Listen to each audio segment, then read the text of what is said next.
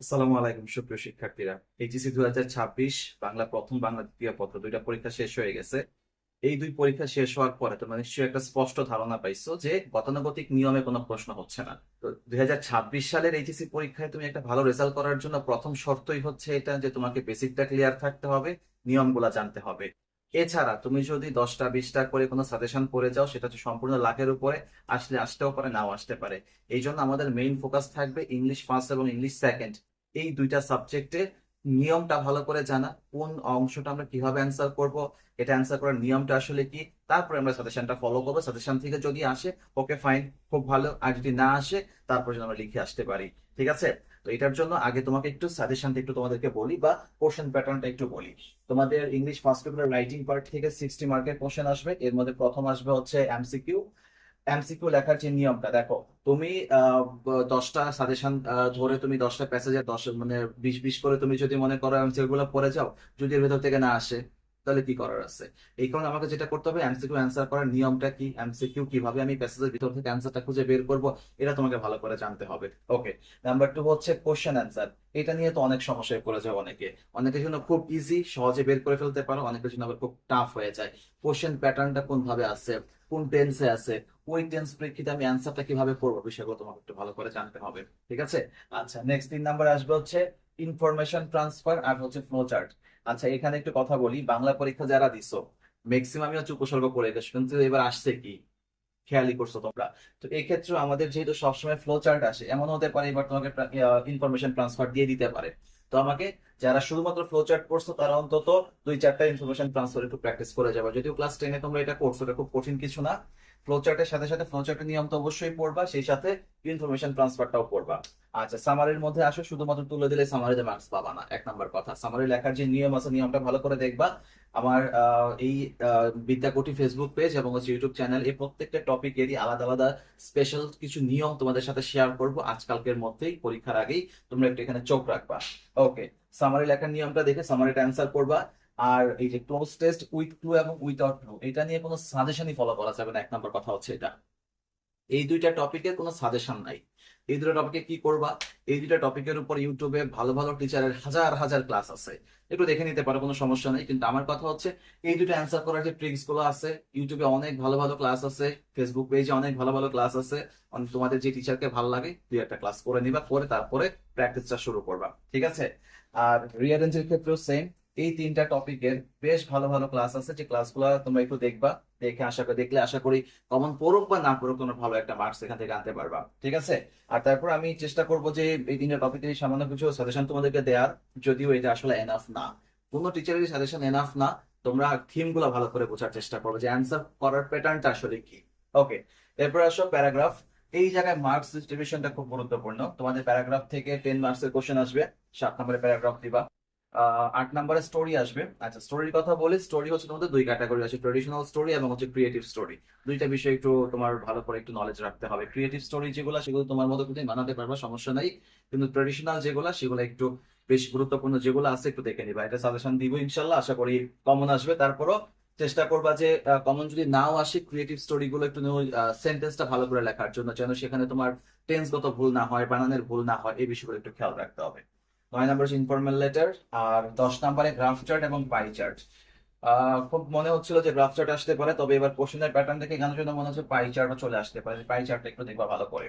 আর থিমটা আমরা আলোচনা করব, বেশ কয়েকটা থিম যেগুলা তোমাদের বারবার পরীক্ষায় আসে, সেই থিম গুলা দিয়ে দেওয়ার চেষ্টা করব। এই ছিল হচ্ছে টোটাল তোমার একটা কোশ্চেন প্যাটার্ন, কোন কোন টপিক থেকে কিভাবে কোশ্চেন আসে সেটা।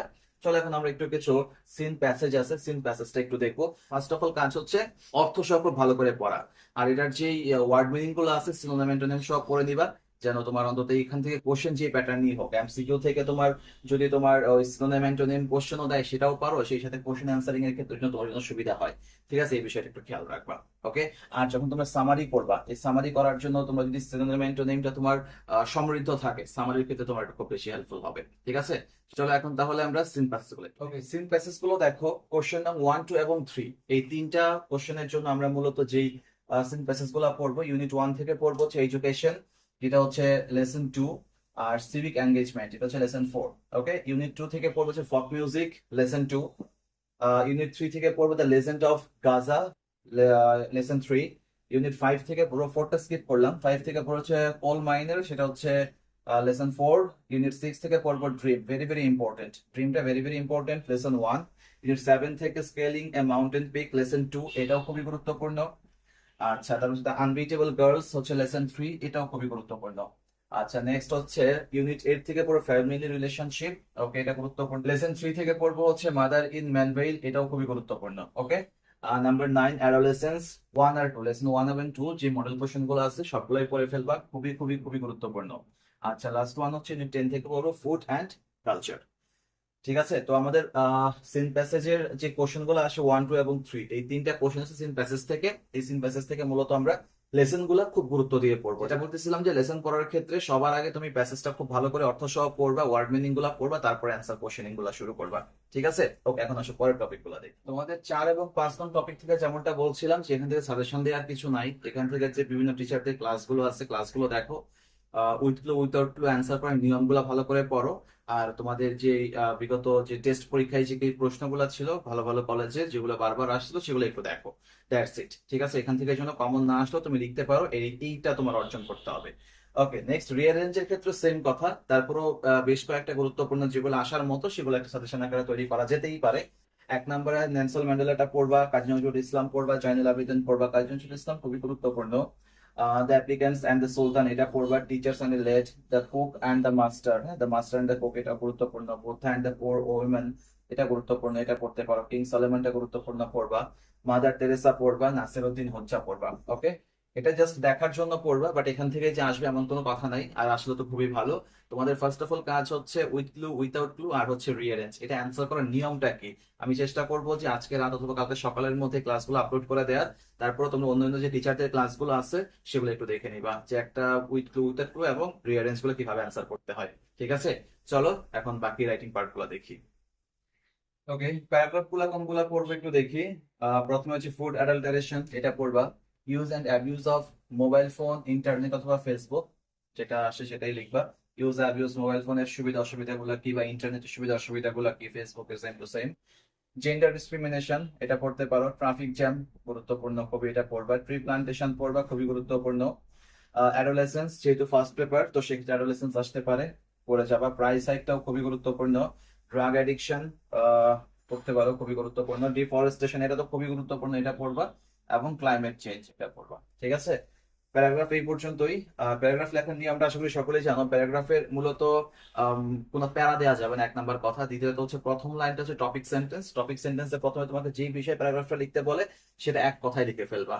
যে আমাকে যদি বলে যে তোমার ট্রি প্লান্টেশন কি, তাহলে লিখতে হবে ট্রি প্লান্টেশন কি, what is the meaning of tree plantation. Okay, বা ধরো ড্রাগ এডিকশনটা কি, ড্রাগ এডিকশন মিনস, এরকম জাস্ট সংজ্ঞাটা দিয়ে দিবা, এটাকে বলে টপিক সেন্টেন্স। এরপরে তুমি বাকি ব্যাখ্যাটা করবা, এটার কারণ কি, এটার প্রতিকার কি, এটার কনসিকুয়েন্স গুলা কি, এই টোটাল বিষয়গুলো তুলে ধরবা।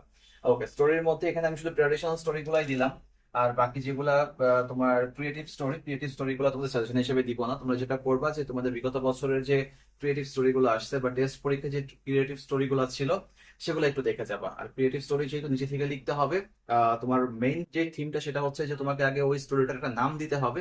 নাম দিয়ে তারপর তুমি স্টোরিটা শুরু করবা। ট্রেডিশনালের ক্ষেত্রে সেম, তুমি যে স্টোরিটাই লেখো না কেন স্টোরির আগে নাম দেওয়া লাগবে, নাম দিতে হবে এবং পুরো স্টোরিটা ব্যাখ্যা করে নিচে পরে মোরাল অফ দ্য স্টোরি দিতে হবে। এই স্টোরিটার থেকে আসলে মোরালটা কি, আমি কি শিখলাম সেটা।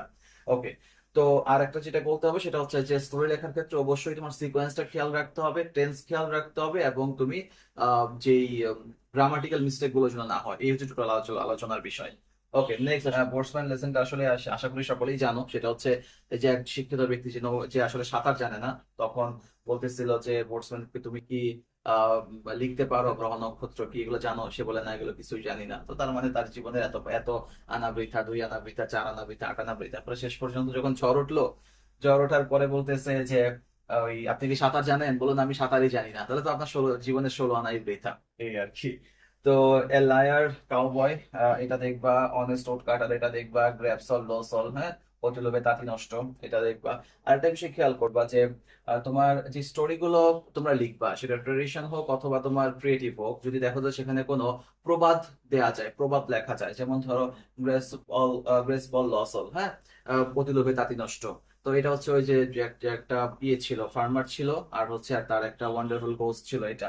তো তুমি এটার নামটা আসলে a farmer and a wonderful goose এটা না দিয়ে গ্রেসফুল লস অল এভাবে দিতে পারো, ঠিক আছে?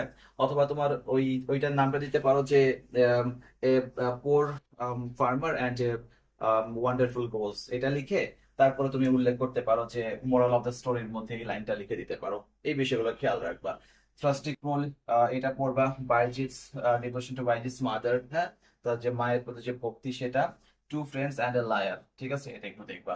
স্টোরিগুলোর মধ্যে এগুলোই দেখো।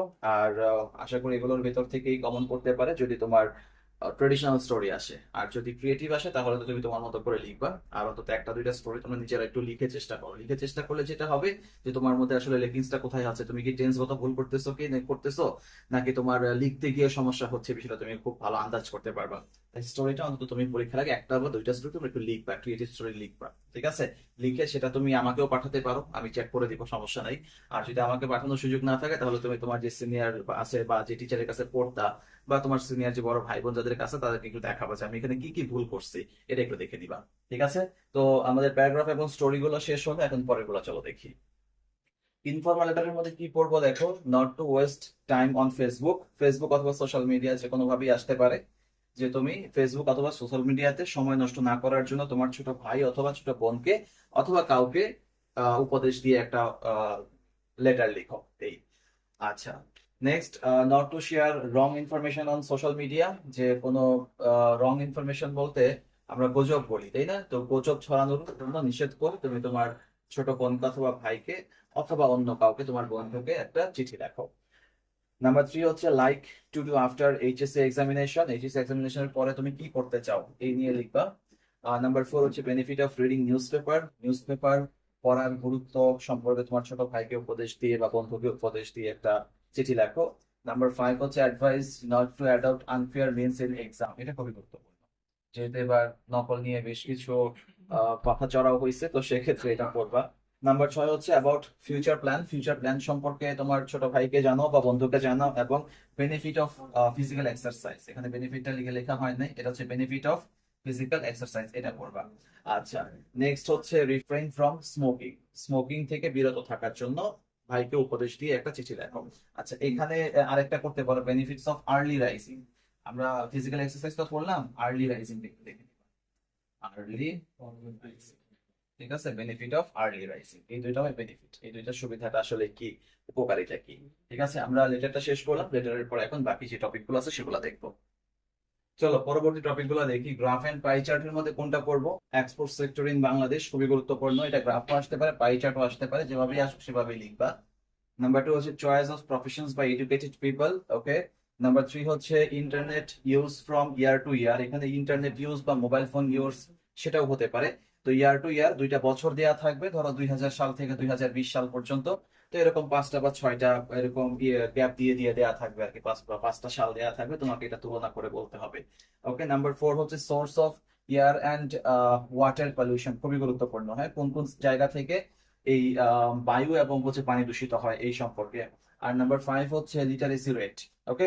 আচ্ছা, এই কয়টা একটু ভালো করে দেখবা, গ্রাফ দেখবো এবং পাই চার্ট দুই ভাবেই দেখবা। আর পয়েমস এর মধ্যে কি কি পড়বো? আচ্ছা, পয়েমস লেখার কিন্তু নিয়ম আছে, যে থিমটা আমরা লিখি পয়েম থেকে। তো এই নিয়মটা অবশ্যই তোমরা যেটা করবা, যে যে কোনো ক্লাস অথবা আমি আজকে রাত অথবা কালকের মধ্যে পয়েমস এর থিম লেখার নিয়মটা দিয়ে দিব, সেটা একটু দেখবা। কোন কোন পয়েমস সাজেশনে থাকবে একটু দেখো, এগুলো খুব ভালো করে দেখবা। 1 নম্বর হচ্ছে ডায়েট ফর বিউটি। নাম্বার 2 হচ্ছে হোল্ড ফার্স্ট টু ড্রিম, খুবই গুরুত্বপূর্ণ। নাম্বার 3 হচ্ছে Sunday to my father. Number 4 হচ্ছে হাউ ডু আই লাভ থি। দেন হচ্ছে the lake slay in spear, এটা খুবই গুরুত্বপূর্ণ। নেক্সট হচ্ছে অল পিপল ড্রিম, এটাও খুবই গুরুত্বপূর্ণ, ওকে। এই কয়েকটা পোয়েমের থিম গুলো একটু দেখবা। থিম লেখার কিন্তু অবশ্যই ভালো নিয়ম আছে। অনেক টিচারের ক্লাস আছে, তোমার যে ক্লাসটা ভালো লাগে সেই টিচারের ক্লাসটা করে অবশ্যই থিম গুলো ভালো করে শিখে যাবা, ওকে।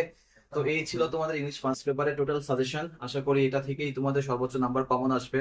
আর এছাড়াও তোমরা যেটা করতে পারো, যে যেমনটা বলতেছিলাম, যে তোমরা আসলে কোনো সাজেশন ফলো না করে মূল নিয়মগুলো ভালো করে শিখে যাও। যেহেতু এবার কোশ্চেন প্যাটার্নটা একটু ডিফারেন্ট ওয়েতে আসতেছে, সেজন্য কমন না আসলে তোমরা খুব ভালো করে লিখতে পারো, ওকে। তো প্রস্তুতি শুরু করো ভালো করে। আর যে টপিকগুলোর ক্লাস প্রয়োজন হবে, ইনশাআল্লাহ আমি আজকে এবং আগামীকালকের মধ্যে ক্লাসগুলো তোমাদেরকে দিয়ে দিব। সবাই ভালো থাকো এবং খুব ভালো গোছালো প্রস্তুতি নাও। আল্লাহ হাফেজ।